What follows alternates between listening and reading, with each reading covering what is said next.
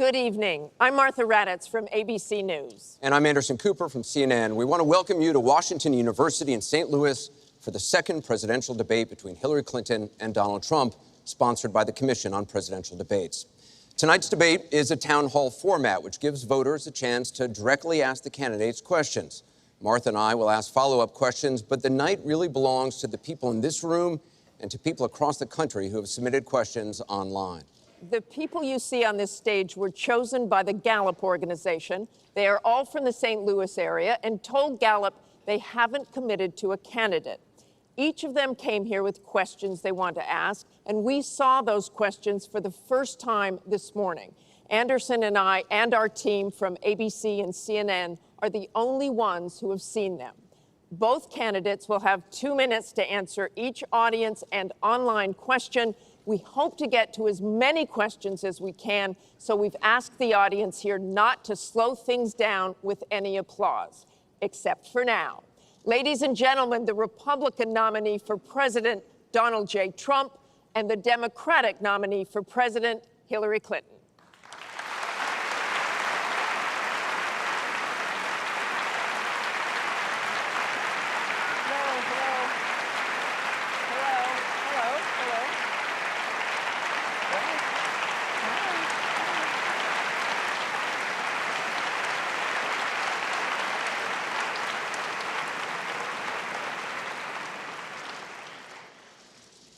Thank you very much for being here. We're going to begin with a question from one of the members in our town hall. Each of you will have 2 minutes to respond to this question. Secretary Clinton, you won the coin toss, so you'll go first. Our first question comes from Patrice Brock. Patrice? Thank you and good evening. The last presidential debate could have been rated as MA, mature audiences, per TV parental guidelines. Knowing that educators assign viewing the presidential debates as students' homework, do you feel you are modeling appropriate and positive behavior for today's youth? Well, thank you. Are you a teacher? Yes, I think that that's a very good question, because I've heard from lots of teachers and parents about some of their concerns about some of the things that are being said and done in this campaign. And I think it is very important for us to make clear to our children that our country really is great because we're good. And we are going to respect one another, lift each other up. We are going to be looking for ways to celebrate our diversity. And we are going to try to reach out to every boy and girl, as well as every adult, to bring them in to working on behalf of our country. I have a very positive and optimistic view about what we can do together. That's why the slogan of my campaign is Stronger Together. Because I think if we work together, if we overcome the divisiveness that sometimes sets Americans against one another, and instead we make some big goals, and I've set forth some big goals, getting the economy to work for everyone, not just those at the top, making sure that we have the best education system from preschool through college and making it affordable, and so much else. If we set those goals and we go together to try to achieve them, there's nothing, in my opinion, that America can't do. So that's why I hope that we will come together in this campaign. Obviously, I'm hoping to earn your vote. I'm hoping to be elected in November. And I can promise you, I will work with every American. I want to be the president for all Americans, regardless of your political beliefs, where you come from, what you look like, your religion. I want us to heal our country and bring it together, because that's, I think, the best way for us to get the future that our children and our grandchildren deserve. Secretary Clinton, thank you. Mr. Trump, you have 2 minutes. Well, I actually agree with that. I agree with everything she said. I began this campaign because I was so tired of seeing such foolish things happen to our country. This is a great country. This is a great land. I've gotten to know the people of the country over the last year and a half that I've been doing this as a politician. I cannot believe I'm saying that about myself, but I guess I have been a politician. And my whole concept was to make America great again. When I watch the deals being made, when I watch what's happening with some horrible things like Obamacare, where your health insurance and health care is going up by numbers that are astronomical, 68%, 59%, 71%. When I look at the Iran deal and how bad a deal it is for us, it's a one-sided transaction where we're giving back $150 billion to a terrorist state, really the #1 terrorist state. We've made them a strong country from really a very weak country just 3 years ago. When I look at all of the things that I see and all of the potential that our country has, we have such tremendous potential, whether it's in business and trade, where we're doing so badly. Last year, we had an almost $800 billion trade deficit. In other words, trading with other countries, we had an $800 billion deficit. It's hard to believe. Inconceivable. You say, who's making these deals? We're going to make great trade deals. We're going to have a strong border. We're going to bring back law and order. Just today, policeman was shot, 2 killed, and this is happening on a weekly basis. We have to bring back respect to law enforcement. At the same time, we have to take care of people on all sides. We need justice. But I want to do things that haven't been done, including fixing and making our inner cities better for the African-American citizens that are so great, and for the Latinos, Hispanics. And I look forward to doing it. It's called Make America Great Again. Thank you, Mr. Trump. The question from Patrice was about, are you both modeling positive and appropriate behaviors for today's youth? We received a lot of questions online, Mr. Trump, about the tape that was released on Friday. As you can imagine, you called what you said locker room banter. You described kissing women without consent, grabbing their genitals. That is sexual assault. You bragged that you have sexually assaulted women. Do you understand that? No, I didn't say that at all. I don't think you understood what was said. This was locker room talk. I'm not proud of it. I apologize to my family. I apologize to the American people. Certainly, I'm not proud of it. But this is locker room talk. You know, when we have a world where you have ISIS chopping off heads, where you have, and frankly, drowning people in steel cages, where you have wars and horrible, horrible sights all over, where you have so many bad things happening. This is like medieval times. We haven't seen anything like this, the carnage all over the world. And they look and they see. Can you imagine the people that are, frankly, doing so well against us with ISIS? And they look at our country and they see what's going on. Yes, I'm very embarrassed by it. I hate it.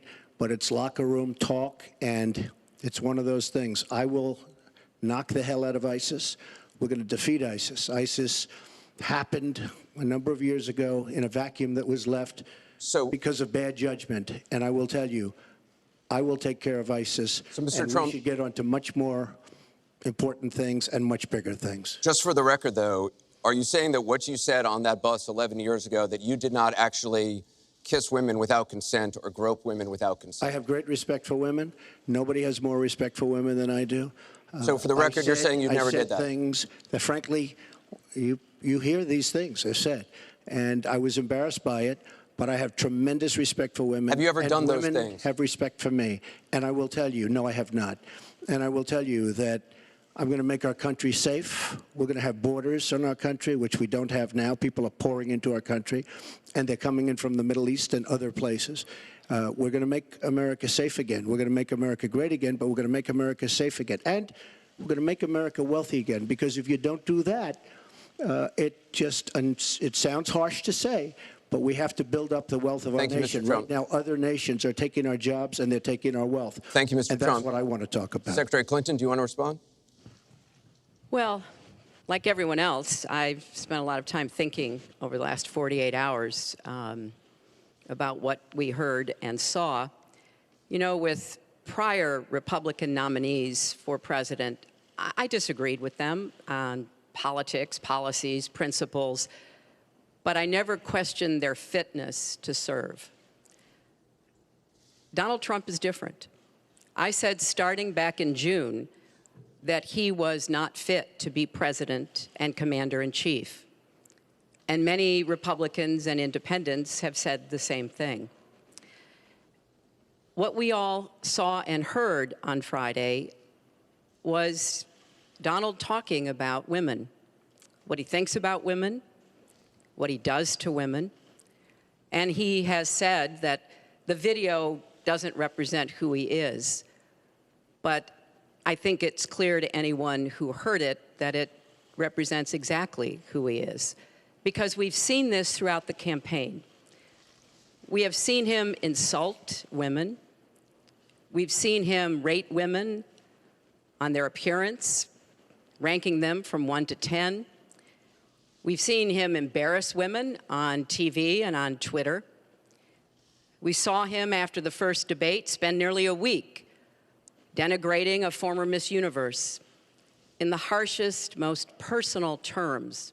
So, yes, this is who Donald Trump is. But it's not only women, and it's not only this video that raises questions about his fitness to be our president, because he has also targeted immigrants, African Americans, Latinos, people with disabilities, POWs, Muslims, and so many others. So this is who Donald Trump is. And the question for us, the question our country must answer, is that this is not who we are. That's why, to go back to your question, I want to send a message, we all should, to every boy and girl, and indeed to the entire world, that America already is great, but we are great because we are good. And we will respect one another, and we will work with one another, and we will celebrate our diversity. These are very important values to me, because this is the America that I know and love. And I can pledge to you tonight that this is the America that I will serve if I'm so fortunate enough to become your president. And we want to get to some questions Well, from am I allowed to online. respond to that? I assume I am. Yes, you can respond to that. It's just words, folks. It's just words. Those words, I've been hearing them for many years. I heard them when they were running for the Senate in New York, where Hillary was going to bring back jobs to upstate New York, and she failed. I've heard them where Hillary is constantly talking about the inner cities of our country, which are a disaster, education-wise, job-wise, safety-wise, in every way possible. I'm going to help the African Americans. I'm going to help the Latinos, Hispanics. I am going to help the inner cities. She's done a terrible job for the African Americans. She wants their vote, and she does nothing, and then she comes back 4 years later. We saw that firsthand when she was a United States Senator. She campaigned where the primary part of her campaign. I want to get to audience questions and online questions. So she's allowed to do that, but I'm not allowed to respond. You're going to get to respond right now. That sounds fair. This tape is generating intense. In just 48 hours, it's become the single most talked about story of the entire 2016 election on Facebook, with millions and millions of people discussing it on the social network. As we said a moment ago, we do want to bring in questions from voters around the country via social media, and our first stays on this topic. Jeff from Ohio asks on Facebook, Trump says the campaign has changed him. When did that happen? So, Mr. Trump, let me add to that. When you walked off that bus at age 59, were you a different man, or did that behavior continue until just recently? And you have 2 minutes for this. As I told you, that was locker room talk. I'm not proud of it. I am a person who has great respect for people, for my family, for the people of this country, and certainly I'm not proud of it. But that was something that happened. If you look at Bill Clinton, far worse, minor words, and his was action. His was what he's done to women. There's never been anybody in the history of politics in this nation that's been so abusive to women. So you can say any way you want to say it, but Bill Clinton was abusive to women. Hillary Clinton attacked those same women and attacked them viciously. 4 of them are here tonight. One of the women, who is a wonderful woman, at 12 years old, was raped at 12. Her client, she represented, got him off, and she's seen laughing on 2 separate occasions, laughing at the girl who was raped. Kathy Shelton, that young woman, is here with us tonight. So don't tell me about words. I apologize for those words. But it is things that people say. But what President Clinton did, he was impeached. He lost his license to practice law. He had to pay an $850,000 fine to one of the women, Paula Jones, who's also here tonight. And I will tell you that when Hillary brings up a point like that, and she talks about words that I said 11 years ago, I think it's disgraceful, and I think she should be ashamed of herself, if you want to know the truth. Can we please hold the applause? Secretary Clinton, you have 2 minutes. Well, first, let me start by saying that so much of what he's just said is not right, but he gets to run his campaign any way he chooses. He gets to decide what he wants to talk about. Instead of answering people's questions, talking about our agenda, laying out the plans that we have that we think can make a better life and a better country, that's his choice. When I hear something like that, I am reminded of what my friend Michelle Obama advised us all. When they go low, you go high. And look, if this were just about one video, maybe what he's saying tonight would be understandable. But everyone can draw their own conclusions at this point about whether or not the man in the video or the man on the stage respects women. But he never apologizes for anything to anyone. He never apologized to Mr. and Mrs. Khan, the Gold Star family, whose son, Captain Khan, died in the line of duty in Iraq, and Donald insulted and attacked them for weeks over their religion. He never apologized to the distinguished federal judge who was born in Indiana. But Donald said he couldn't be trusted to be a judge because his parents were, quote, Mexican. He never apologized to the reporter that he mimicked and mocked on national television and our children were watching. And he never apologized for the racist lie that President Obama was not born in the United States of America. He owes the president an apology. He owes our country an apology. And he needs to take responsibility for his actions and his words. Well, you owe the president an apology because, as you know very well, your campaign, Sidney Blumenthal, he's another real winner that you have. And he's the one that got this started along with your campaign manager. And they were on television just 2 weeks ago, she was saying exactly that. So you really owe him an apology. You're the one that sent the pictures around your campaign, sent the pictures around with President Obama in a certain garb. That was long before I was ever involved. So you actually owe an apology. And number two, Michelle Obama. I've gotten to see the commercials that they did on you.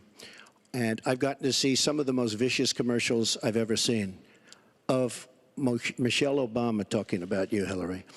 So you talk about friend, go back and take a look at those commercials. A race where you lost, fair and square, unlike the Bernie Sanders race where you won, but not fair and square, in my opinion. And all you have to do is take a look at WikiLeaks and just see what they said about Bernie Sanders and see what Deborah Wasserman Schultz had in mind, because Bernie Sanders, between superdelegates and Deborah Wasserman Schultz, he never had a chance. And I was so surprised to see him sign on with the devil. But when you talk about apology, I think the one that you should really be apologizing for, and the thing that you should be apologizing for, are the 33,000 emails that you deleted and that you acid washed. And then the 2 boxes of emails and other things last week that were taken from an office and are now missing. And I'll tell you what, I didn't think I'd say this, but I'm going to say it. And I hate to say it. But if I win, I am going to instruct my Attorney General to get a special prosecutor to look into your situation, because there has never been so many lies, so much deception. There has never been anything like it. And we're going to have a special prosecutor. When I speak, I go out and speak. The people of this country are furious. In my opinion, the people that have been long-term workers at the FBI are furious. There has never been anything like this where emails and you get a subpoena, and after getting the subpoena, you delete 33 emails, and then you acid wash them or bleach them, as you would say, a very expensive process. So we're going to get a special prosecutor, and we're going to look into it, because you know what?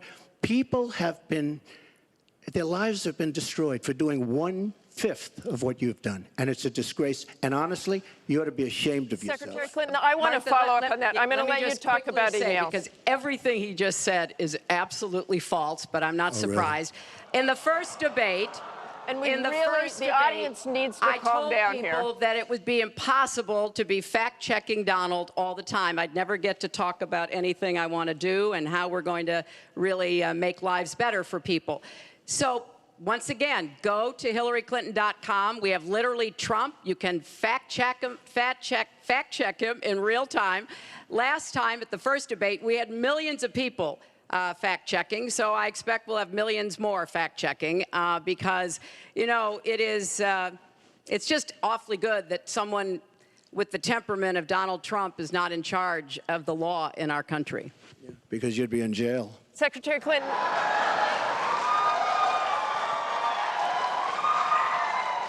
We want to remind the audience to please not talk out loud. Please do not applaud. You're just wasting time. And Secretary Clinton, I do want to follow up on emails. You've said your handling of your emails was a mistake. You disagreed with FBI Director James Comey, calling your handling of classified information, quote, extremely careless. The FBI said that there were 110 classified emails that were exchanged, 8 of which were top secret, and that it was possible hostile actors did gain access to those emails. You don't call that extremely careless? Well, Martha, first let me say, and I've said it before, but I'll repeat it because I want everyone to hear it, that was a mistake, and I take responsibility for using a personal email account. Obviously, if I were to do it over again, I would not. I'm not making any excuses. It was a mistake, and I am very sorry about that. But I think it's also important to point out where there are some misleading accusations from critics and others. After a year-long investigation, there is no evidence that anyone hacked the server I was using, and there is no evidence that anyone can point to at all, anyone who says otherwise has no basis, that any classified material ended up in the wrong hands. I take classified materials very seriously. Always have. When I was on the Senate Armed Services Committee, I was privy to a lot of classified material. Obviously, as Secretary of State, I had some of the most important secrets that we possess, such as going after bin Laden. So I am very committed to taking classified information seriously. And as I said, there is no evidence that any classified information ended up in the wrong hands. Okay, we're going to move on. And yet, she didn't know the letter C on a document, right? She didn't even know what that letter meant. You know, it's amazing. I'm watching Hillary go over facts, and she's going after fact after fact, and she's lying again because she said what she did with emails was fine. You think it was fine to delete 33,000 emails? I don't think so. She said the 33,000 emails had to do with her daughter's wedding, number one, and a yoga class. Well, maybe we'll give 3 or 4 or 5 or something. 33,000 emails deleted. And now she's saying there wasn't anything wrong. And more importantly, that was after getting a subpoena. That wasn't before. That was after. She got it from the United States Congress. And I'll be honest, I am so disappointed in congressmen, including Republicans, for allowing this to happen. Our Justice Department, where her husband goes onto the back of an airplane for 39 minutes, talks to the Attorney General days before a ruling is going to be made on her case. But for you to say that there was nothing wrong with you deleting 39,000 emails, again, you should be ashamed of yourself, what you did. And this is after getting a subpoena from the United States Congress. We have to move on. Secretary Clinton, you can respond, and then we got to move on. We want to give the audience a chance you'd be put in jail, let alone after getting a subpoena from the United States Congress. Secretary Clinton, you can respond. Then we have to move on to an audience question. Look, it's just not true, and so please go you didn't delete them? Allow her to respond, please. Personal emails, not official. 33,000? Yeah, well, we turned over 35,000, so yeah. it was. What about the other 15,000? Please allow her to respond. She didn't talk while you talked. Yes, that's true. I didn't. And you I have didn't nothing in to the say. first debate, and I'm going to try not to in this debate because I'd like to get to the questions that the people have brought here tonight to talk to us about. And get off this question. Okay, Donald, I know you're into big diversion tonight, anything to avoid talking about your campaign and the way it's exploding and the way Republicans are leaving you. But Let's let's see at what least happens at focus the Allow her on to some of respond. the Let's see what issues happens. that people care about tonight. Let's get to their questions. We have a question here from Ken Karpowitz. He has a question about health care. Ken? I'd like to know, Anderson, why aren't you bringing up the emails? I'd like to know. Why aren't you We getting brought up to the bottom? emails. No, it hasn't. It hasn't. And it hasn't been finished at all. Ken Karpowitz has a question. It's nice to 1-on-3. Thank you. Affordable Care Act, known as Obamacare, it is not affordable. Premiums have gone up, deductibles have gone up, co-pays have gone up, prescriptions have gone up, and the coverage has gone down. What will you do to bring the costs down and make coverage better? That first one goes to Secretary Thank Clinton you. because you started out the last one to the audience. If he wants to start, he can start. Ms. No, go ahead, Donald. No, I'm a gentleman, Hillary. Go ahead. Secretary Clinton? Well, I think Donald was about to say he's going to solve it by repealing it and getting rid of the Affordable Care Act. And I'm going to fix it because I agree with you. Premiums have gotten too high, co-pays, deductibles, prescription drug costs. And I've laid out a series of actions that we can take to try to get those costs down. But here's what I don't want people to forget when we're talking about reining in the costs, which has to be the highest priority of the next president.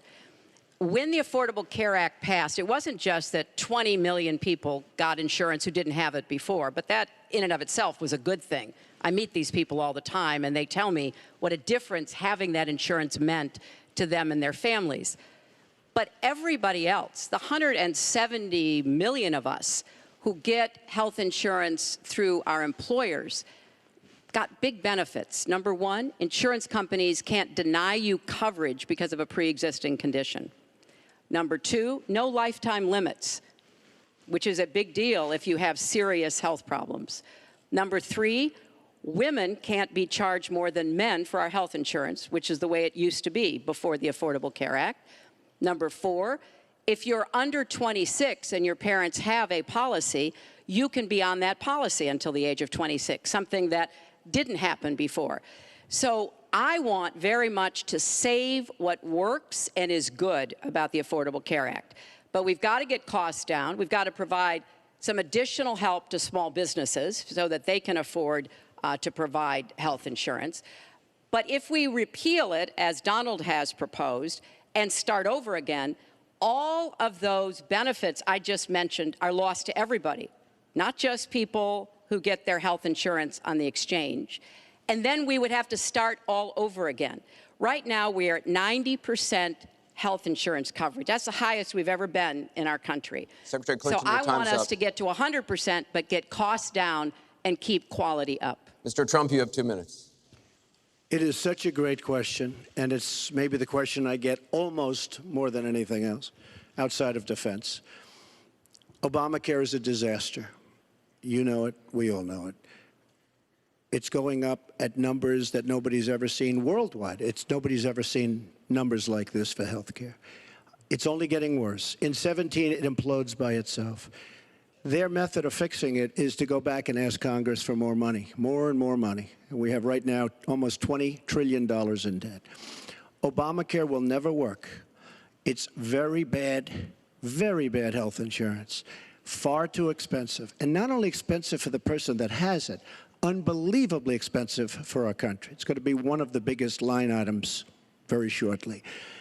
We have to repeal it and replace it with something absolutely much less expensive and something that works, where your plan can actually be tailored. We have to get rid of the lines around the state, artificial lines, where we stop insurance companies from coming in and competing because they wanted, President Obama and whoever was working on it, they want to leave those lines because that gives the insurance companies essentially monopolies. We want competition. You will have the finest health care plan there is. She wants to go to a single-payer plan, which would be a disaster, somewhat similar to Canada. And if you ever notice, the Canadians, when they need a big operation, when something happens, they come into the United States in many cases because their system is so slow. It's catastrophic in certain ways. But she wants to go to single payer, which means the government basically rules everything. Hillary Clinton has been after this for years. Obamacare was the first step. Obamacare is a total disaster. And not only are your rates going up by numbers that nobody's ever believed, but your deductibles are going up, so that unless you get hit by a truck, you're never going to be able to use it. Mr. Trump, it is a disastrous plan, and it has to be repealed and replaced. Secretary Clinton, let me follow up with you. Your husband called Obamacare, quote, the craziest thing in the world, saying that small business owners are getting killed as premiums double, coverage is cut in half.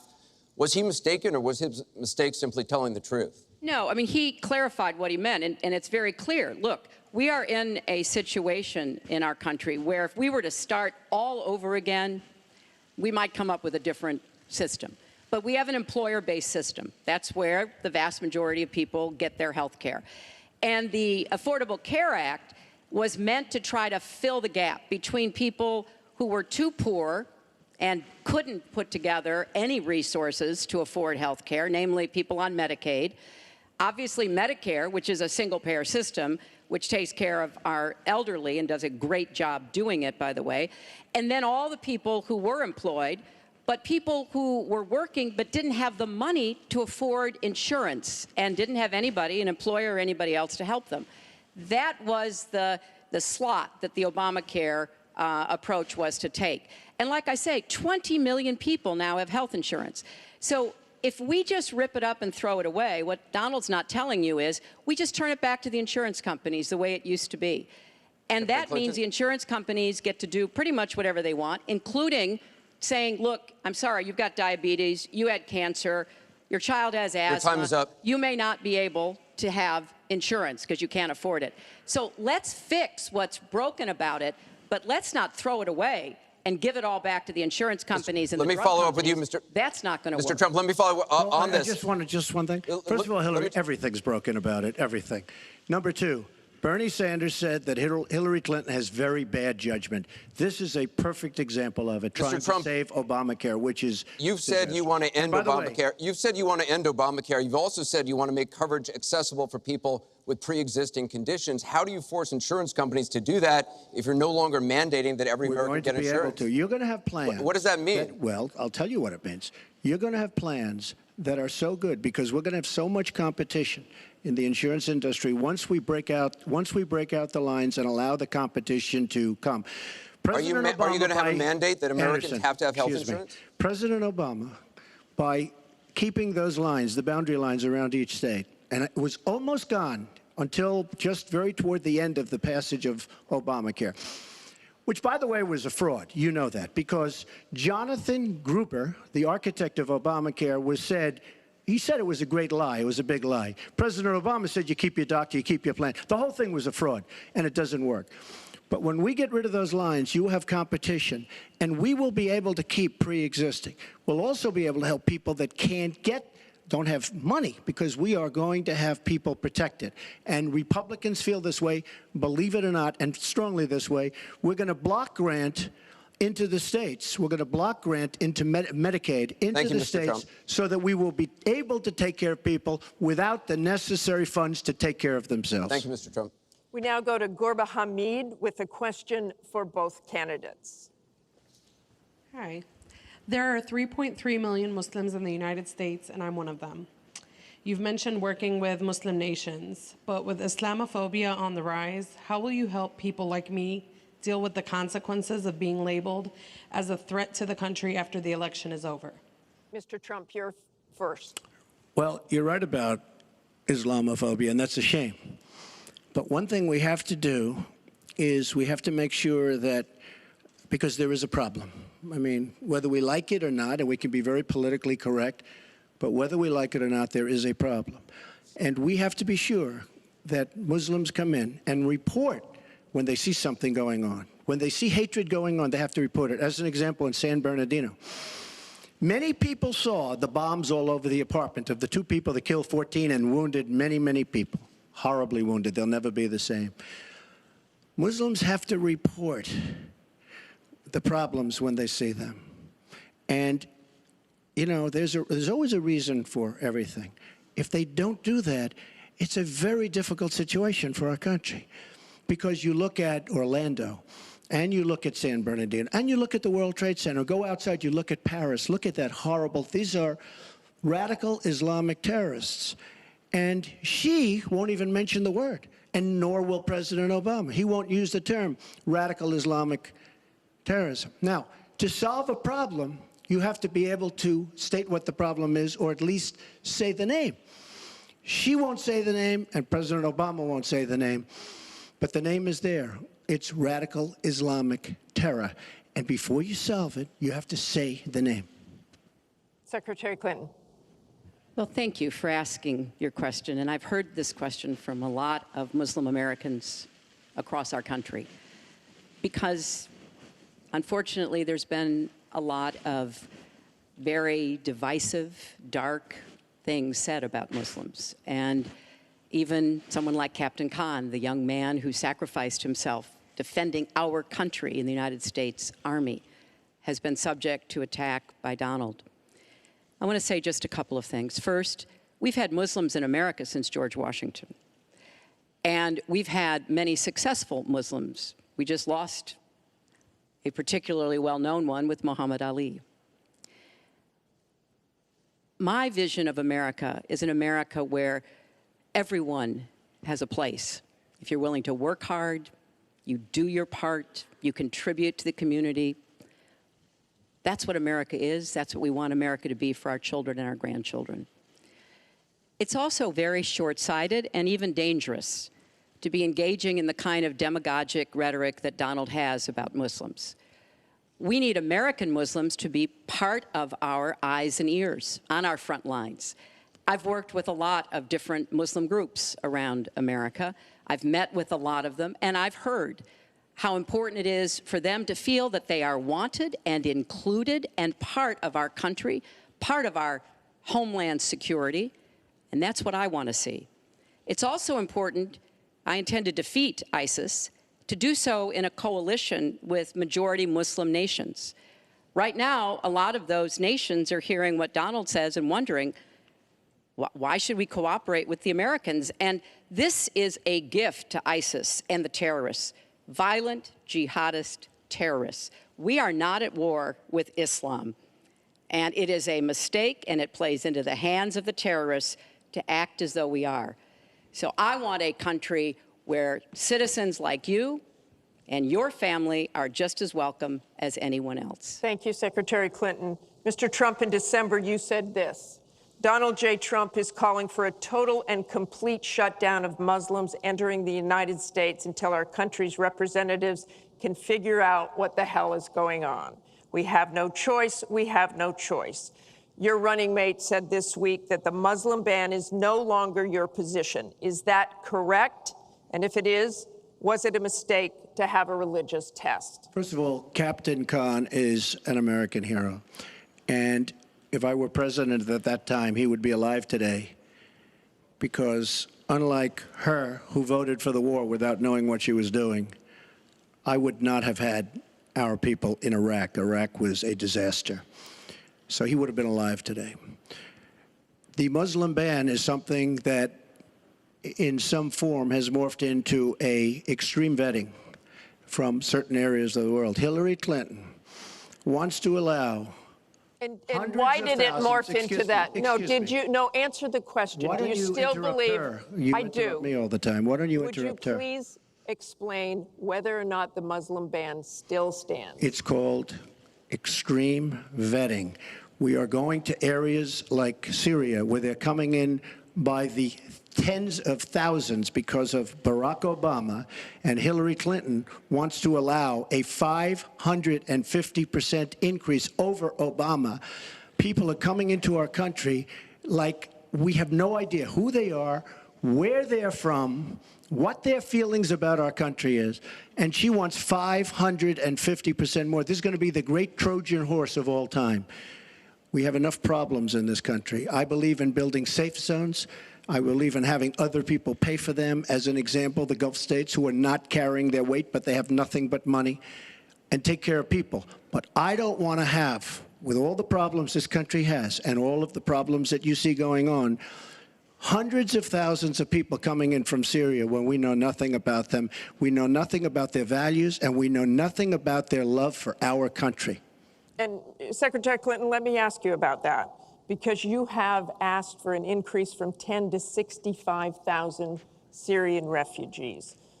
We know you want tougher vetting. That's not a perfect system. So why take the risk of having those refugees come into the country? Well, first of all, I will not let anyone into our country that I think poses a risk to us. But there are a lot of refugees, women and children. Think of that picture we all saw of that 4-year-old boy with the blood on his forehead because he'd been bombed by the Russian and Syrian air forces. There are children suffering in this catastrophic war, largely, I believe, because of Russian aggression, and we need to do our part. We by no means are carrying anywhere near the load that Europe and others are. But we will have vetting that is as tough as it needs to be from our professionals, our intelligence experts, and others. But it is important for us as a policy, not to say, as Donald has said, we're going to ban people based on a religion. How do you do that? We are a country founded on religious freedom and liberty. How do we do what he has advocated without causing great distress within our own country? Are we going to have religious tests when people fly into our country? And how do we expect to be able to implement those? So I thought that what he said was extremely unwise and even dangerous. And indeed, you can look at the propaganda on a lot of the terrorist sites, and what Donald Trump says about Muslims is used to recruit fighters because they want to create a war between us. And the final thing I would say, this is the 10th or 12th time that he's denied being for the war in Iraq. We have it on tape. The entire press corps has looked at it. It's been debunked, but it never stops him from saying whatever he wants to say. Has not been debunked. So please has not been debunked. And go to Hillaryclinton.com and you can see it. I was against the war in Iraq. Has not been debunked. And you voted for it, and you shouldn't have. Well, I just want to There's been lots of fact-checking on that. I'd like to move on to an online question. She just went about 25 seconds over her time. Could I just respond to this, please? Very quickly, please. Hillary Clinton, in terms of having people come into our country, we have many criminal illegal aliens. When we want to send them back to their country says we don't want them. In some cases, they're murderers, drug lords, drug problems, and they don't want them. And Hillary Clinton, when she was Secretary of State, said, that's okay, we can't force it into their country. Let me tell you, I'm going to force them right back into their country. They're murderers and some very bad people. And I will tell you very strongly, when Bernie Sanders said she had bad judgment, she has really bad judgment, because we are letting people into this country that are going to cause problems and crime like you've never seen. We're also letting drugs pour through our southern border at a record clip, and it shouldn't be allowed to happen. ICE just endorsed me. They've never endorsed a presidential candidate. The Border Patrol agents, 16,500, just recently endorsed me. And they endorsed me because I understand the border. She doesn't. She wants amnesty for everybody. Come right in, come right over. It's a horrible thing she's doing. She's got bad judgment, and honestly, so bad that she should never be president of the United States. That I can tell you. Thank you, Mr. Trump. I want to move on. This next question comes from the public through the Bipartisan Open Debate Coalition's online forum, where Americans submitted questions that generated millions of votes. This question involves WikiLeaks' release of purported excerpts of Secretary Clinton's paid speeches, which she has refused to release, and one line in particular in which you, Secretary Clinton, purportedly say you need both a public and private position on certain issues. So, two from Virginia asks, is it okay for politicians to be two-faced? Is it acceptable for a politician to have a private stance on issues? Secretary Clinton, well, your 2 minutes. Right. As I recall, that was something I said about Abraham Lincoln after having seen the wonderful Steven Spielberg movie called Lincoln. It was a master class watching President Lincoln get the Congress to approve the 13th Amendment. It was principled and it was strategic. And I was making the point that it is hard sometimes to get the Congress to do what you want to do, and you have to keep working at it. And yes, President Lincoln was trying to convince some people. He used some arguments. Convincing other people, he used other arguments. That was a great, I thought, a great display of presidential leadership. But, you know, let's talk about what's really going on here, Martha, because our intelligence community just came out and said in the last few days that the Kremlin, meaning Putin and the Russian government, are directing the attacks, the hacking on American accounts to influence our election. And WikiLeaks is part of that, as are other sites where the Russians hack information. We don't even know if it's accurate information, and then they put it out. We have never in the history of our country been in a situation where an adversary, a foreign power, is working so hard to influence the outcome of the election. And believe me, they're not doing it to get me elected. They're doing it to try to influence the election for Donald Trump. Now, maybe because he has praised Putin, maybe because he says he agrees with a lot of what Putin wants to do, maybe because he wants to do business in Moscow. I don't know the reasons. But we deserve answers. And we should demand that Donald release all of his tax returns so that people can see what are the entanglements and the financial relationships we're going to get to that later. He has Secretary with Clinton, Russians and you're out other of time. foreign powers. Well, I think I should Mr. respond Trump. because it's so ridiculous. Look, now she's blaming, she got caught in a total lie. Her papers went out to all her friends at the banks, Goldman Sachs and everybody else. And she said things, WikiLeaks, that just came out. And she lied. Now she's blaming the lie on the late, great Abraham Lincoln. That's one that I haven't. Okay, Honest Abe. Honest Abe never lied. That's the good thing. That's the big difference between Abraham Lincoln and you. That's a big, big difference. We're talking about some difference. But as far as other elements of what she was saying, I don't know, Putin. I think it would be great if we got along with Russia because we could fight ISIS together, as an example. But I don't know Putin.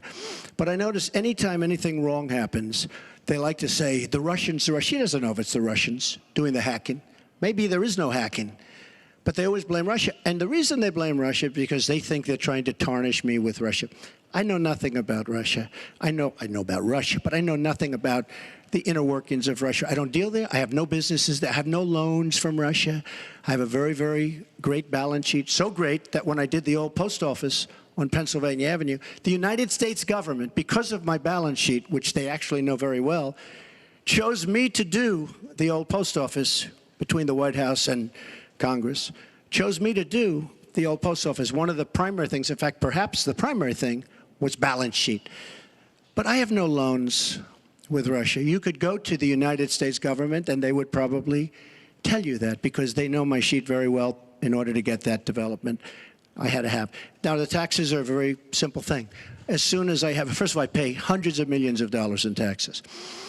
Many of her friends took bigger deductions. Warren Buffett took a massive deduction. Soros, who's a friend of hers, took a massive deduction. Many of the people that are giving her all this money that she can do many more commercials than me took massive deductions. I pay hundreds of millions of dollars in taxes. But as soon as my routine audit's finished, I'll release my returns. I'll be very proud to. They're Thank you, actually Mr. Trump. We've got we're on turn, actually, to the topic of taxes. We have a question from Spencer Moss. Spencer? Good evening. My question is, what specific tax provisions will you change to ensure the wealthiest Americans pay their fair share in taxes? Mr. Trump, you have 2 minutes. Well, one thing I do is get rid of carried interest. One of the greatest provisions for people like me, to be honest with you. I give up a lot when I run because I knock out the tax code. And she could have done this years ago, by the way. She was a United States senator. She complains that Donald Trump took advantage of the tax code. Well, why didn't she change it? Why didn't you change it when you were a senator? The reason you didn't is that all your friends take the same advantage that I do. And I do. You have provisions in the tax code that, frankly, we could change. But you wouldn't change it because all of these people give you the money so you can take negative ads on Donald Trump. And I say that about a lot of things. You know, I've heard Hillary complaining about so many different things over the years. Oh, we should have done this. But she's been there for 30 years. She's been doing this stuff. She never changed, and she never will change. She never will change. We're getting rid of carried interest provisions. I'm lowering taxes, actually, because I think it's so important for corporations, because we have corporations leaving, massive corporations and little ones. Little ones can't form. We're getting rid of regulations, which goes hand in hand with the lowering of the taxes. But we're bringing the tax rate down from 35% to 15%. We're cutting taxes for the middle class, and I will tell you, we are cutting them big league for the middle class. And I will tell you, Hillary Clinton is raising your taxes, folks. You can look at me. She's raising your taxes really high. And what that's going to do is a disaster for the country. But she is raising your taxes, and I'm lowering your taxes. That in itself is a big difference. We are going to be thriving again. We have no growth in this country. There's no growth. If China has a GDP of 7%, it's like a national catastrophe. We're down at 1%. And that's like no growth. And we're going lower, in my opinion. And a lot of it has to do with the fact that our taxes are so high, just about the highest in the world. And I'm bringing them down to one of the lower in the world. And I think it's so important, one of the most important things we can do. But she is raising everybody's taxes massively. Secretary Clinton, you have 2 minutes. The question was, what specific tax provisions will you change to ensure the wealthiest Americans pay their fair share of taxes? Well, everything you've heard just now from Donald is not true. I'm sorry I have to keep saying this, but he lives in an alternative reality. And it is sort of amusing to hear somebody who hasn't paid federal income taxes in maybe 20 years talking about what he's going to do. But I'll tell you what he's going to do. His plan will give the wealthy and corporations the biggest tax cuts they've ever had, more than the Bush tax cuts by at least a factor of 2. Donald always takes care of Donald and people like Donald, and this would be a massive gift. And indeed, the way that he talks about his tax cuts would end up raising taxes on middle-class families, millions of middle-class families. Now, here's what I want to do. I have said nobody who makes less than $250,000 a year, and that's the vast majority of Americans, as you know, will have their taxes raised, because I think we've got to go where the money is. And the money is with people who've taken advantage of every single break in the tax code. And yes, when I was a senator, I did vote to close corporate loopholes. I voted to close, I think, one of the loopholes he took advantage of when he claimed $1 billion loss that enabled him to avoid paying taxes. I want to have a tax on people who are making $1 million. It's called the Buffett rule. Yes, Warren Buffett is the one who's gone out and said somebody like him should not be paying a lower tax rate than his secretary. I want to have a surcharge on incomes above $5 million. We have to make up for lost times because I want to invest in you. I want to invest in hardworking families. And I think it's been unfortunate, but it's happened, that since the Great Recession, the gains have all gone to the top. And we need to reverse that. People like Donald who paid 0 in taxes, 0 for our vets, 0 for our military, 0 for health and education. That is wrong. And we're going to make sure that nobody, no corporation and no individual can get away without paying his fair share to support our country. Mr. Trump, I want to give you the chance to respond. I just want to tell our viewers what she's referring to. In the last month, taxes were the #1 issue on Facebook for the first time in the campaign. The New York Times published 3 pages of your 1995 tax returns. They show you claimed a $916 million loss, which means you could have avoided paying personal federal income taxes for years. You've said you pay state taxes, employee taxes, real estate taxes, property taxes. You have not answered, though, a simple question. Did you use that $916 million loss to avoid paying personal federal income taxes for years? Of course I do. Of course I do. And so do all of her donors, or most of her donors. I know many of her donors. Her donors took massive tax write-offs. So have a you lot not of paid my, personal federal income tax? A lot of my write-off was depreciation and other things that Hillary, as a senator, allowed. And she'll always allow it because the people that give her all this money, they want it. That's why. See, I understand the tax code better than anybody that's ever run for president. Hillary Clinton, and it's extremely complex, Hillary Clinton has friends that want all of these provisions, including they want the carried interest provision, which is very important to Wall Street people, but they really want the carried interest provision, which I believe Hillary's leaving. It's very interesting why she's leaving carried interest. But I will tell you that, number one, I pay tremendous numbers of taxes. I absolutely used it, and so did Warren Buffett, and so did George Soros, and so did many of the other people that Hillary is getting money from. Now, I won't mention their names because they're rich, but they're not famous, so we won't make them famous. Can you say how many years you have avoided paying personal federal income taxes? No, but I pay tax, and I pay federal tax, too. But I have a write-off. A lot of it's depreciation, which is a wonderful charge. I love depreciation. You know, she's given it to us. Hey, if she had a problem, for 30 years she's been doing this, Anderson. I say it all the time. She talks about health care. Why didn't she do something about it? She talks about taxes. Why didn't she do something about it? She doesn't do anything about anything other than talk. With her, it's all talk and no action. In the past, and again, Bernie Sanders, it's really bad judgment. She has made bad judgment not only on taxes, she's made bad judgments on Libya, on Syria, on Iraq. I mean, her and Obama, whether you like it or not, the way they got out of Iraq, the vacuum they've left, that's why ISIS formed in the first place. They started from that little area, and now they're in 32 different nations, Hillary. Congratulations. Great job. I want you to be able to respond, Secretary Clinton. Well, here we go again. I've been in favor of getting rid of carried interest for years, starting when I was a senator from New York. But that's not the point here. Why didn't you do it? Why didn't you do it? Allow her to respond. Because I was a senator with a Republican president. Oh, really? I will be the you president. You could have done it. If you were an effective, if you were an effective senator, you could have done it. If you were an effective senator, you could have done it. But you were not an effective Please allow her to senator. respond. She didn't interrupt you. You know, under our Constitution, presidents have something called veto power. Look, he has now said repeatedly, 30 years this and 30 years that. So let me talk about my 30 years in public service. I'm very glad to do so. 8 million kids every year have health insurance because when I was First Lady, I worked with Democrats and Republicans to create the Children's Health Insurance Program. Hundreds of thousands of kids now have a chance to be adopted because I worked to change our adoption and foster care system. After 9/11, I went to work with Republican mayor, governor, and president to rebuild New York and to get health care for our first responders who were suffering because they had run toward danger and gotten sickened by it. Hundreds of thousands of National Guard and Reserve members have health care because of work that I did.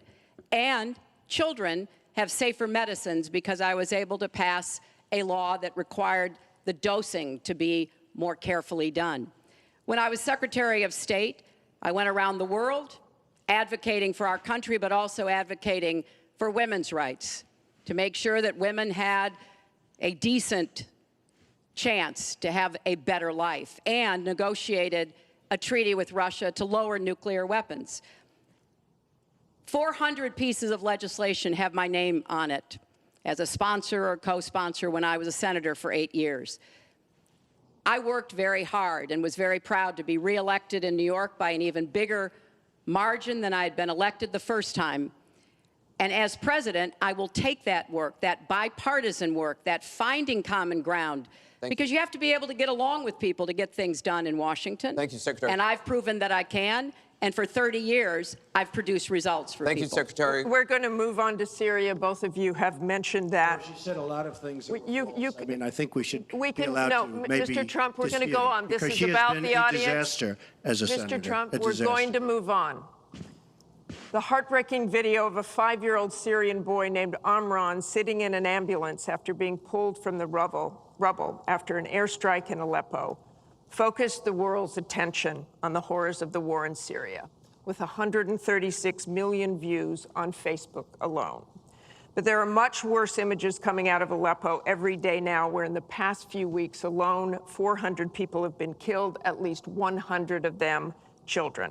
Just days ago, the State Department called for a war crimes investigation of the Syrian regime of Bashar al-Assad and its ally, Russia, for their bombardment of Aleppo. So this next question comes from social media through Facebook.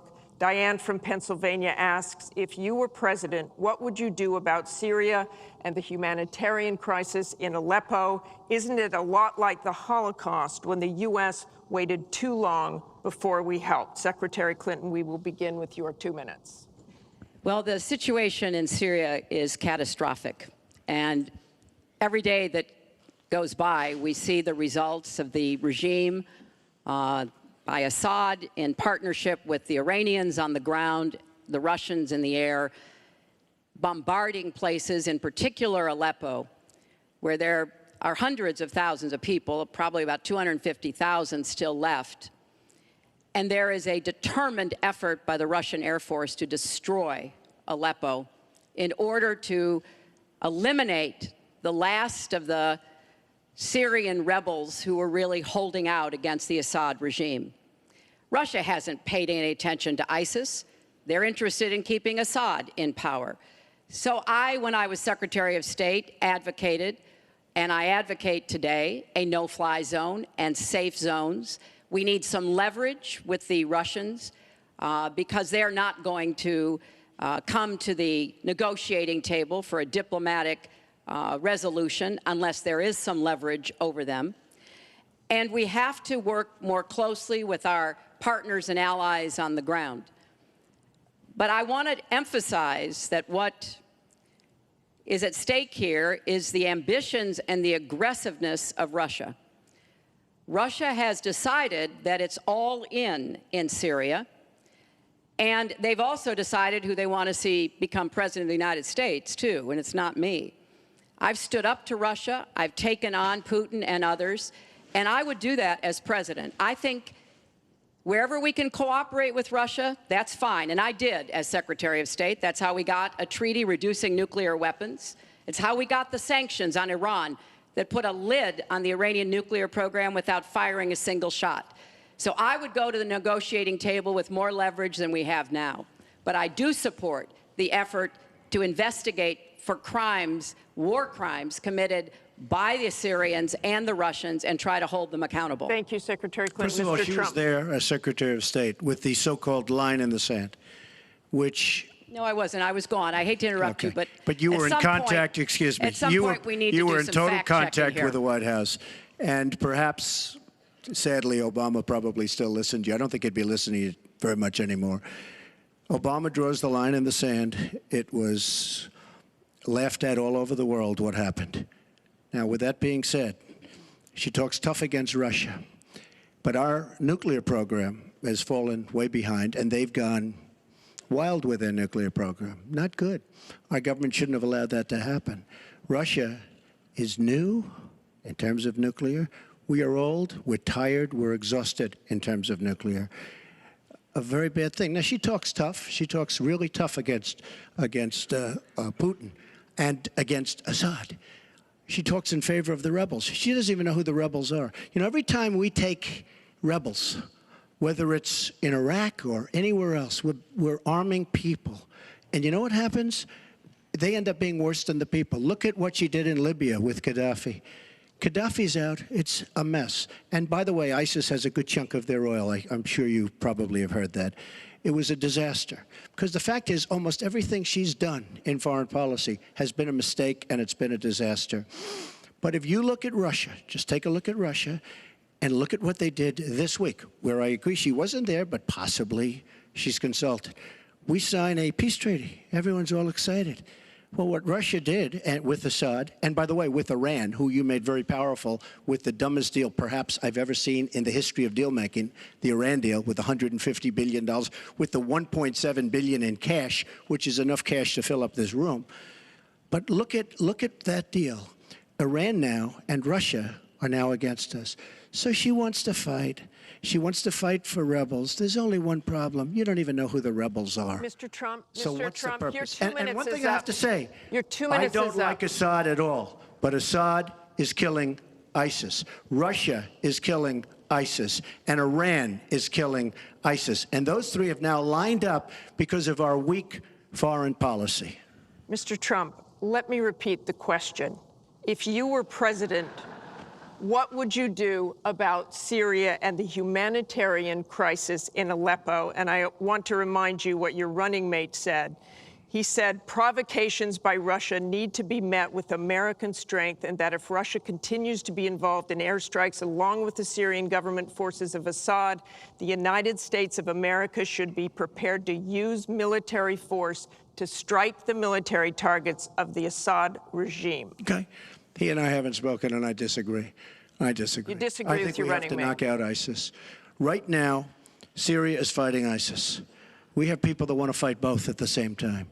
But Syria is no longer Syria. Syria is Russia, and it's Iran, who she made strong, and Kerry and Obama made into a very powerful nation and a very rich nation very, very quickly, very, very quickly. I believe we have to get ISIS. We have to worry about ISIS before we can get too much more involved. She had a chance to do something with Syria. They had a chance, and that was the line. What do you think And will she happen didn't. if Aleppo falls? I think Aleppo is a disaster humanitarian-wise. What do you think will happen if it falls? I think that it basically has fallen, okay? It basically has fallen. Let me tell you something. You take a look at Mosul. The biggest problem I have with the stupidity of our foreign policy. We have Mosul. They think a lot of the ISIS leaders are in Mosul. So we have announcements coming out of Washington and coming out of Iraq. We will be attacking Mosul in 3 weeks or 4 weeks. Well, all of these bad leaders from ISIS are leaving Mosul. Why can't they do it quietly? Why can't they do the attack, make it a sneak attack, and after the attack is made, inform the American public that we've knocked out the leaders, we've had a tremendous success. People leave. Why do they have to say we're going to be attacking Mosul within the next 4 to 6 weeks, which is what they're saying? How stupid is our country? There are sometimes reasons the military does that. Psychological warfare. I can't think of any. I can't think of any. It might be to help get civilians out. And we have, look, I have 200 generals and admirals who endorse me. I have 21 Congressional Medal of Honor recipients who endorse me. We talk about it all the time. They understand. Why can't they do something secretively where they go in and they knock out the leadership? Why would these people stay there? I've been reading now for weeks. Tell me what your Martha, I've been reading now for weeks about Mosul, that it's the harbor of where, between Raqqa and Mosul. This is where they think the ISIS leaders are. Why would they be staying? They're not staying there anymore. They're gone. Because everybody's talking about how Iraq, which is us with our leadership, goes in to fight Mosul. Now, with these 200 admirals and generals, they can't believe it. All I say is this: General George Patton, General Douglas MacArthur are spinning in their grave at the stupidity of what we're doing in the Middle East. I'm going to go to Secretary Clinton. Secretary Clinton, you want Assad to go. You advocated arming rebels, but it looks like that may be too late for Aleppo. You talk about diplomatic efforts. Those have failed. Ceasefires have failed. Would you introduce the threat of U.S. military force beyond a no-fly zone against the Assad regime to back up diplomacy? I would not use American ground forces in Syria. I think that would be a very serious mistake. I don't think American troops should be holding territory, which is what they would have to do as an occupying force. I don't think that is a smart strategy. I do think the use of special forces, which we're using, the use of enablers and trainers in Iraq, which has had some positive effects, are very much in our interests. And so I do support what is happening. But what would you do differently than President Obama is doing? Martha, I hope that by the time I hope by the time I am president, that we will have pushed ISIS out of Iraq. I do think that there is a good chance that we can take Mosul.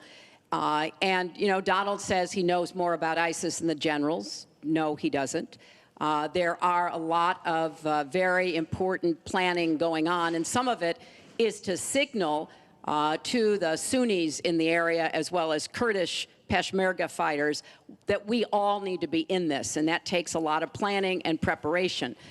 I would go after Baghdadi. I would specifically target Baghdadi, because I think our targeting of al-Qaeda leaders, and I was involved in a lot of those operations, highly classified ones, made a difference. So I think that could help. I would also consider arming the Kurds. The Kurds have been our best partners in Syria as well as Iraq. And I know there's a lot of concern about that in some circles, but I think they should have the equipment they need so that Kurdish and Arab fighters on the ground are the principal way that we take Raqqa after pushing ISIS out of Iraq. Thank you very much. We're going to You know, move it's on. funny, she went over a minute over, and you don't stop her. When I go 1 second over, it's like You a had big deal. many answers. It's really very We've got a interesting. question over here from James Carter. Mr. Carter?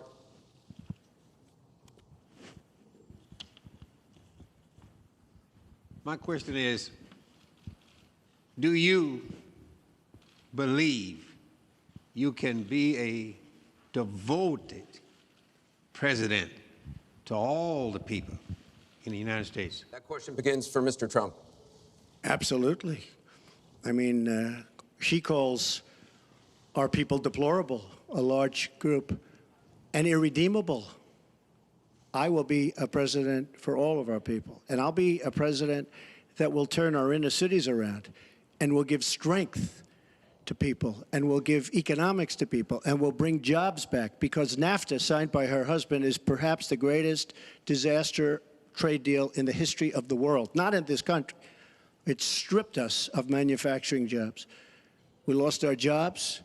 We lost our money. We lost our plants. It is a disaster. And now she wants to sign TPP, even though she says now she's for it. She called it the gold standard. And by the way, at the last debate, she lied, because it turned out that she did say the gold standard, and she said she didn't say it. They actually said that she lied, okay? And she lied, but she's lied about a lot of things. I would be a president for all of the people, African Americans, the inner cities. Devastating what's happening to our inner cities. She's been talking about it for years. As usual, she talks about it, nothing happens. She doesn't get it done. Same with the Latino Americans, the Hispanic Americans, the same exact thing. They talk, they don't get it done. You go into the inner cities and you see it's 45% poverty. African Americans now, 45% poverty in the inner cities. The education is a disaster. Jobs are essentially non-existent. I mean, it's, you know, and I've been saying at big speeches where I have 20 and 30,000 people, what do you have to lose? It can't get any worse. And she's been talking about the inner cities for 25 years. Nothing's going to ever happen. Let me tell you, if she's president of the United States, nothing's going to happen. It's just going to be talk. And all of her friends, the taxes we were talking about, and I would just get it by osmosis. She's not doing any me favors. But by doing all the others favors, she's doing me favors. Mr. Trump, thank you. But I will tell you, she's all talk. It doesn't get done. All you have to do is take a look at her Senate run. Take a look at upstate New York. Your 2 minutes is up. Secretary Clinton, It turned out 2 to be a minutes. disaster. You have 2 minutes, Secretary Clinton. Well, 67% of the people voted to re-elect me when I ran for my second term, and I was very proud and very humbled by that. Mr. Carter, I have tried my entire life to do what I can to support children and families. You know, right out of law school, I went to work for the Children's Defense Fund, and Donald talks a lot about, you know, the 30 years I've been in public service. I'm proud of that. You know, I started off as a young lawyer working against discrimination against African American children in schools and in the criminal justice system. I worked to make sure that kids with disabilities could get a public education, something that I care very much about. I have worked with Latinos. One of my first jobs in politics was down in South Texas, registering Latino citizens to be able to vote. So I have a deep devotion, to use your absolutely correct word, to making sure that every American feels like he or she has a place in our country. And I think when you look at the letters that I get, a lot of people are worried that maybe they wouldn't have a place in Donald Trump's America. they write me, and one woman wrote me about her son, Felix. She adopted him from Ethiopia when he was a toddler. He's 10 years old now. This is the only country he's ever known. And he listens to Donald on TV, and he said to his mother one day, will he send me back to Ethiopia if he gets elected? You know, children listen to what is being said, to go back to the very, very first question. And there's a lot of fear that, in fact, teachers and parents are calling it the Trump effect. Bullying is up. A lot of people are feeling, uneasy. A lot of kids are expressing their concerns. So first and foremost, I will do everything I can to reach out to everybody, Secretary Democrats, Clinton. Republicans, independents, people across our country. If you don't vote for me, I still want to be your president. Your I 2 want to minutes be is the up. best president I can be for every American. Secretary Clinton, your 2 minutes is up. I want to follow up on something that Donald Trump actually said to you, a comment you made last month. You said that half of Donald Trump's supporters are, quote, deplorables, racist, sexist, homophobic, xenophobic, Islamophobic. You later said you regretted saying half. You didn't express regret for using the term deplorables. To Mr. Carter's question, how can you unite a country if you've written off tens of millions of Americans? Well, within hours, I said that I was sorry about the way I talked about that, because my argument is not with his supporters. It's with him and with the hateful and divisive campaign that he has run, and the inciting of violence at his rallies, and the very brutal kinds of comments about not just women, but all Americans, all kinds of Americans. And what he has said about African Americans and Latinos, about Muslims, about POWs, about immigrants, about people with disabilities, he's never apologized for. And so I do think that a lot of the tone and tenor that he has said, I'm proud of the campaign that Bernie Sanders and I ran. We ran a campaign based on issues, not insults, and he is supporting me 100%. Thank you. Because we talked about what we wanted to do. We might have had some differences, and we had a lot of debates. Thank you, Secretary. But we believed that we could make the country better, and I was proud of that. I'm going to give you a minute, 20 seconds. We have a divided nation. We have a very divided nation. You look at Charlotte, you look at Baltimore, you look at the violence that's taking place in the inner cities, Chicago. You take a look at Washington, D.C. We have an increase in murder within our cities, the biggest in 45 years. We have a divided nation because people like her, and believe me, she has tremendous hate in her heart. And when she said deplorables, she meant it. And when she said irredeemable, they're irredeemable. You didn't mention that. But when she said they're irredeemable, to me, that might have been even worse. She said some of them are irredeemable. She's got tremendous hatred. And this country cannot take another 4 years of Barack Obama, and that's what you're getting with her. Mr. Trump, let me follow up with you. In 2008, you wrote in one of your books that the most important characteristic of a good leader is discipline. You said if a leader doesn't have it, quote, he or she won't be one for very long. In the days after the first debate, you sent out a series of tweets from 3 a.m. to 5 a.m., including one that told people to check out a sex tape. Is that the discipline of a good leader? No, it wasn't check out a sex tape. It was just take a look at the person that she built up to be this wonderful Girl Scout, who was no Girl Scout. But by the way, sex just so tape. you understand, when she said 3 o'clock in the morning, take a look at Benghazi. She said, who's going to answer the call at 3 o'clock in the morning? Guess what? She didn't answer because when Ambassador Stevens... The question is that the discipline of a good leader? 600 times. Well, she said she was awake at 3 o'clock in the morning. And she also sent a tweet out at 3 o'clock in the morning, but I won't even mention that. But she said she'll be awake. The famous thing, we're going to answer our call at 3 o'clock in the morning. Guess what happened? Ambassador Stevens sent 600 requests for help. And the only one she talked to was Sidney Blumenthal, who's her friend. And not a good guy, by the way. So, she shouldn't be talking about that. Now, tweeting happens to be a modern-day form of communication. I mean, you can like it or not like it. I have, between Facebook and Twitter, I have almost 25 million people. It's a very effective way of communication. So you can put it down, but it is a very effective form of communication. I'm not unproud of it, to be honest with you. Secretary Clinton, does Mr. Trump have the discipline to be a good leader? No. I'm shocked to hear that.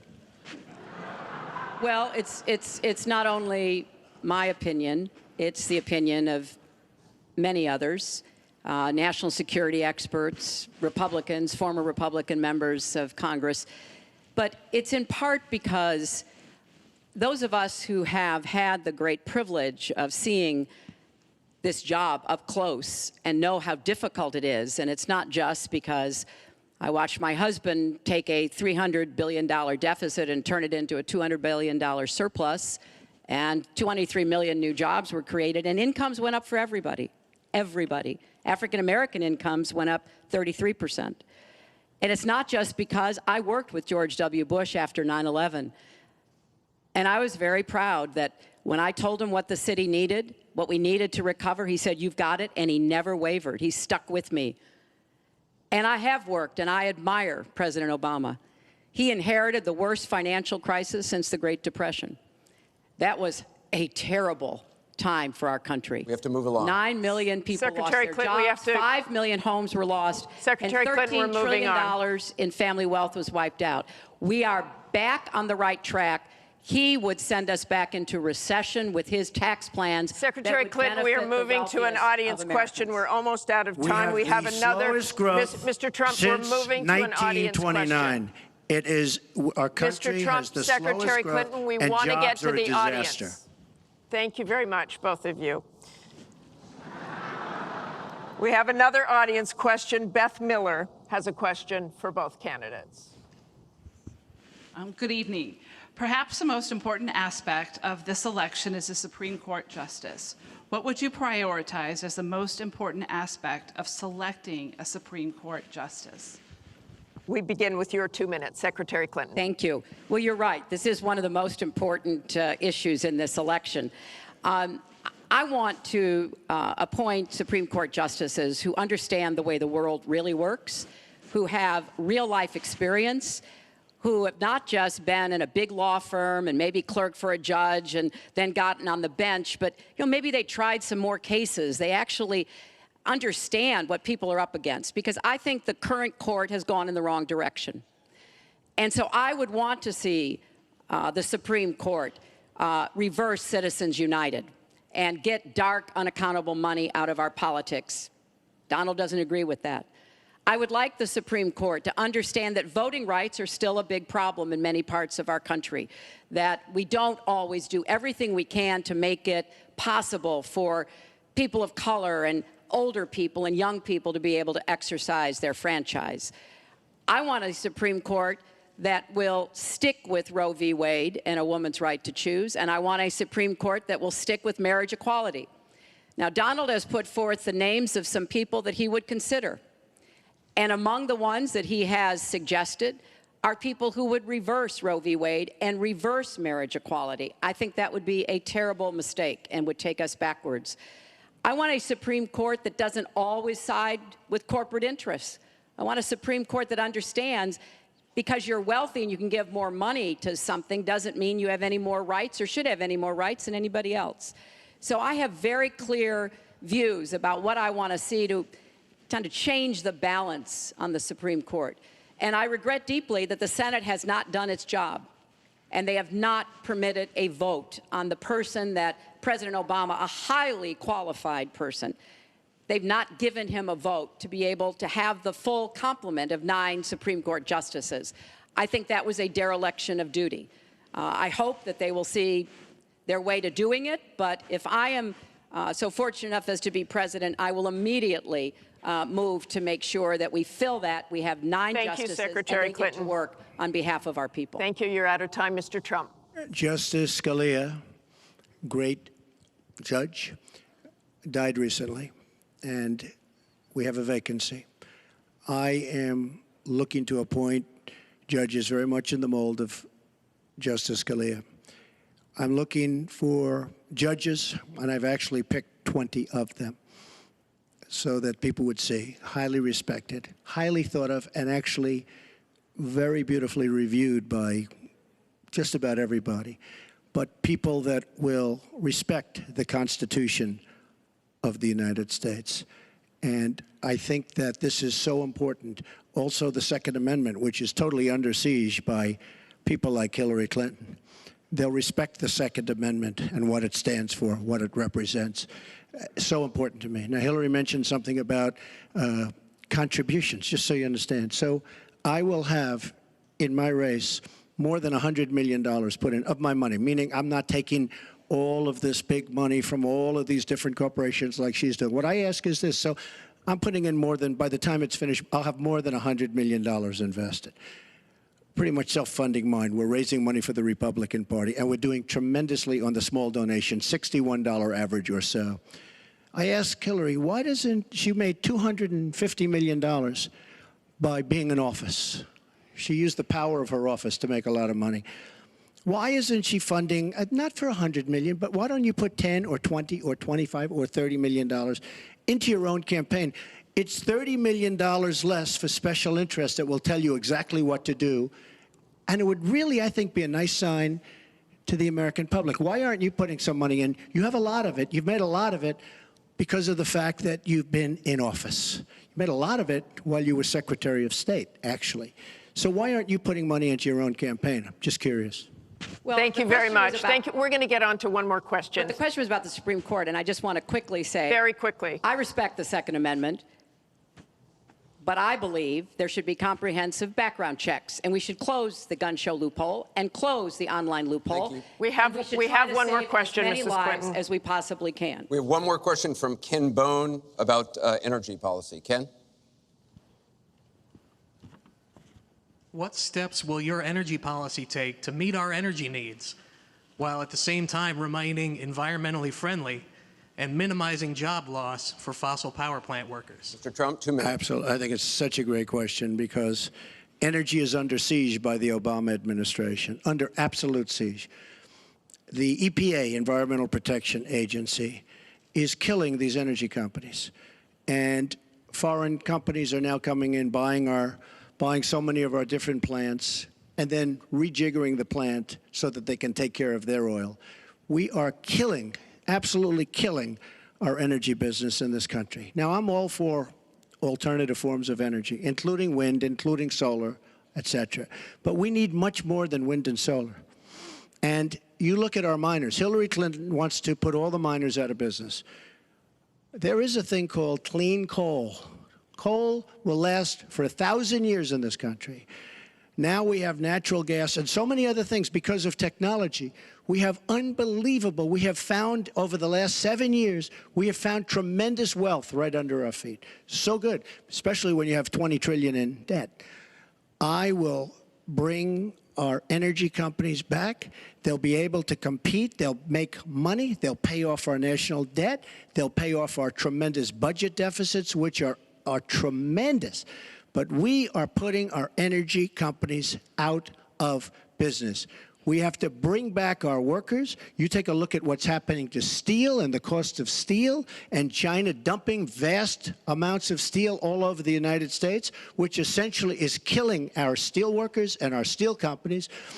We have to guard our energy companies. We have to make it possible. The EPA is so restrictive that they are putting our energy companies out of business. And all you have to do is go to a great place like West Virginia or places like Ohio, which is phenomenal, or places like Pennsylvania, and you see what they're doing to the people, miners and others in the energy business. It's a disgrace. Your time is up. Thank you, sir. It's an absolute disgrace. And actually, Secretary Clinton, 2 minutes. Well, that was very interesting. First of all, China is illegally dumping steel in the United States, and Donald Trump is buying it to build his buildings, putting steel workers and American steel plants out of business. That's something that I fought against as a senator, and that I would have a trade prosecutor to make sure that we don't get taken advantage of by China on steel or anything else. You know, because it sounds like you're in the business or you're aware of people in the business. You know that we are now, for the first time ever, energy independent. We are not dependent upon the Middle East, but the Middle East still controls a lot of the prices. So the price of oil has been way down, and that has had a damaging effect on a lot of the oil companies, right? We are, however, producing a lot of natural gas, which serves as a bridge to more renewable fuels, and I think that's an important transition. We've got to remain energy independent. It gives us much more power and freedom than to be worried about what goes on in the Middle East. We have enough worries over there without having to worry about that. So I have a comprehensive energy policy, but it really does include fighting climate change because I think that is a serious problem.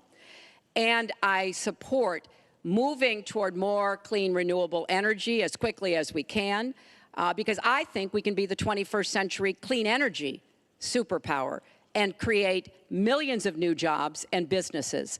But I also want to be sure that we don't leave people behind. That's why I'm the only candidate from the very beginning of this campaign who had a plan to help us revitalize coal country because those coal miners and their fathers and their grandfathers, they dug that coal out. A lot of them lost their lives, they were injured, but they turned the lights on and they powered our factories. I don't want to walk away from them, so we've got to do something for them.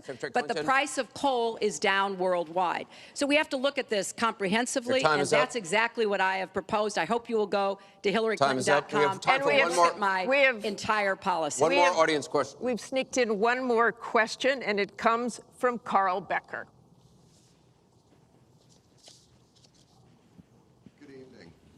My question to both of you is, regardless of the current rhetoric, would either of you name one positive thing that you respect in one another?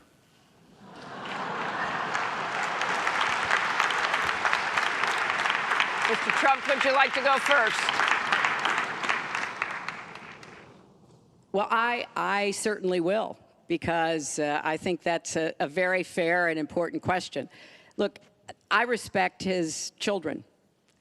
His children are incredibly able and devoted, and I think that says a lot about Donald. I don't agree with nearly anything else he says or does, but I do respect that. And I think that is something that as a mother and a grandmother is very important to me. So I believe that this election has become, in part, so conflict-oriented, so intense, because there's a lot at stake. This is not an ordinary time, and this is not an ordinary election. We are going to be choosing a president who will set policy for not just 4 or 8 years, but because of some of the important decisions we have to make here at home and around the world, from the Supreme Court to energy and so much else. And so there is a lot at stake. It's one of the most consequential elections that we've had. And that's why I've tried to put forth specific policies and plans, trying to get it off of the personal and put it on to what it is I want to do as president. And that's why I hope people will check on that for themselves so that they can see that, yes, I've spent 30 years, actually maybe a little more, working to help kids and families, and I want to take all that experience to the White House and do that every single day. Mr. Trump. Well, I consider her statement about my children to be a very nice compliment. I don't know if it was meant to be a compliment, but it is a great. I'm very proud of my children, and they've done a wonderful job, and they've been wonderful, wonderful kids. So I consider that a compliment. I will say this about Hillary. She doesn't quit. She doesn't give up. I respect that. I tell it like it is. She's a fighter. I disagree with much of what she's fighting for. I do disagree with her judgment in many cases. But she does fight hard, and she doesn't quit, and she doesn't give up. And I consider that to be a very good trait. Thanks to both of you. I want to thank both the candidates. I want to thank the university here. This concludes the town hall meeting. Our thanks to the candidates, the commission, Washington University, and to everybody who watched. Please tune in on October 19th for the final presidential debate that will take place at the University of Nevada, Las Vegas. Good night, everyone.